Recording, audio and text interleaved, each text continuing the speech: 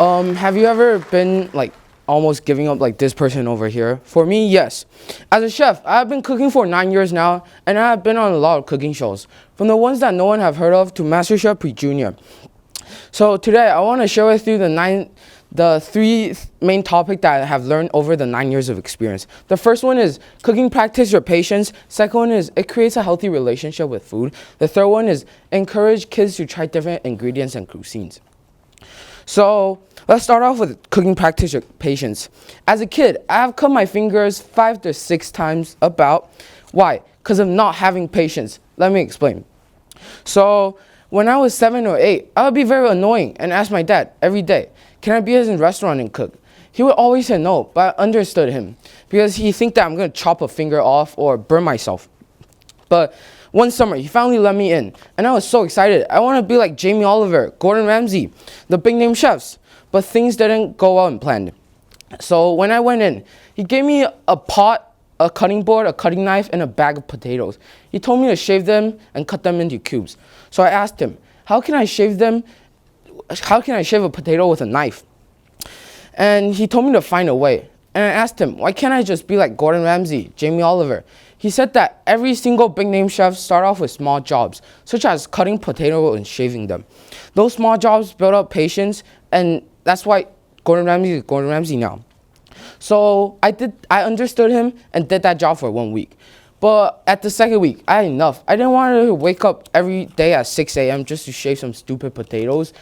So at about noon, my hands were sore and I was pretty tired. So a chop, I cut my finger in so deep that blood spattered everywhere. The yellow potatoes, they became red. I remember that my dad was super mad at me. He pulled me out of the kitchen and asked me a serious question. He asked me that, do I want to be a chef? And I said yes. So he told me to put on a Band-Aid and go back to work. As Gordon Ramsay said, put your head down and work hard. Never wait for things to happen. Make them happen for yourself through hard graft and not giving up. So I listened to Gordon Ramsay. Since that day, it taught me a lot. And it taught me that if you learn patience at a young age, you'll use it at a young age and you do well in life. So secondly, creates a healthy relationship with food. Since I was a kid, I hate eating vegetables, as you can probably tell by now. Every single vegetables that you think of or name of.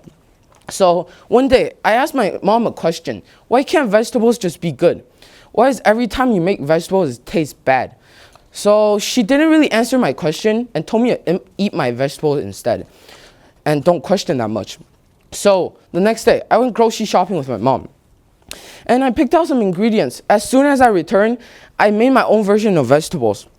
And it turned out amazing. It was delicious. So when you start knowing what your dad, your mom, or the cooks add in your food, you'll actually start liking it more. Just like my vegetables. And if you eat it at a young age, you'll probably eat it at your old age.